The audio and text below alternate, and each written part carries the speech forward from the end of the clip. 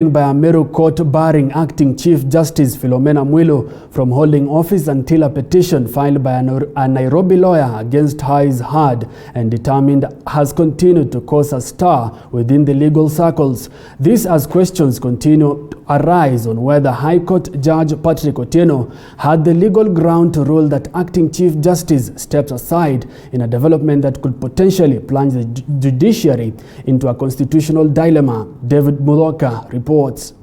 Meru High Court Judge Patrick Otieno is at the eye of a storm just hours after he delivered a controversial ruling ordering acting Chief Justice Philomena Mwilu to step aside until a petition filed against Mwilu by city lawyer Isaiah Mwongela is heard and determined. Constitutional experts have poked holes at the ruling in which Justice CJ Otieno has barred a fellow judge from holding office. 62-year-old Mwilu has also been barred from sitting in the Judicial Service Commission and being a member of the Ombudsperson of the Judiciary, pending hearing on 12th December and subsequent determination of the case against her. Lawyer Charles Kanjama says inasmuch as the ruling could have been by the book, it was not appropriate given the peculiar position it places the judiciary. Was it appropriate considering, number one, that it was a far-reaching order, it was issued ex parte. Number two,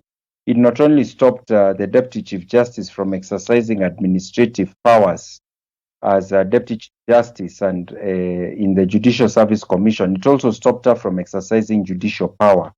Number three, there is an elaborate process for removal of a judge. Kanjama further insists that there is only one legal route to remove a judge from office, that is through a tribunal set up by the president to probe allegations and the conduct of the said judge. The tribunal is another stage which is independent, where the judge then has a right to be heard fairly, to give their side of the story, and only where there is cogent evidence or strong evidence to support the case against the judge is the judge removed from office. So this is the right procedure. Siaya Senator and Minority Leader in the Senate, James Orengo, has also faulted the ruling, terming the orders obtained ex parte against Mwilu unconstitutional.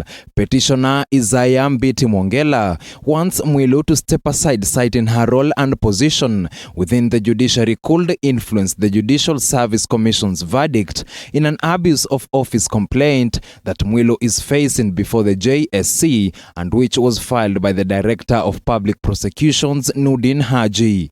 Mwilu has, however, stated that she will appeal the ruling on Monday.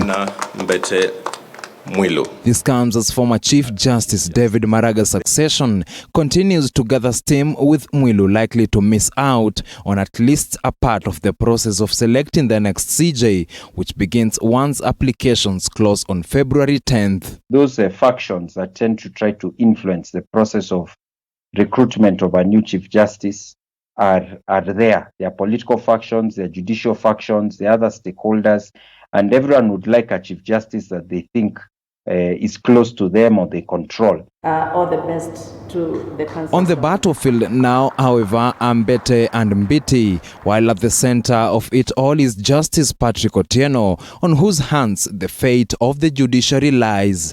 David Mudhoka, TV 47. Now